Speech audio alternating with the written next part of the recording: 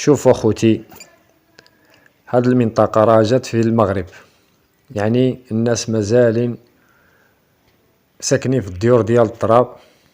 هانتوما كما كتشوفوا الخوت، دابا هادي بلاد ديال عزيز اخنوش.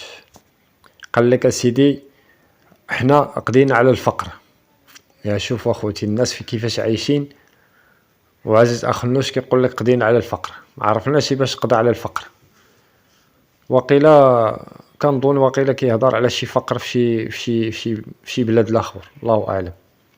شوف الناس فين عايشه اخوتي، بين الجبال، ما عندهم ماء، ما عندهم طريق بحال الناس، ما عندهم ديور بحال الناس، ما عندهم ني خدمه، ما كاين مدخول، ما كاين شهريه، ما عندهم حتى شي حاجه. واغلبيه ديال الناس حتى هما ما كيستافدوش حتى من ديك الدعم، قطعته لهم الدوله. قال لك حقا طلع لهم المؤشر، ما عرفش كيفاش هذا المؤشر غيطلع لهاد الناس ساكنين في الديور ديال الحجار، وملي كيجي الشتا كيدخل عليهم.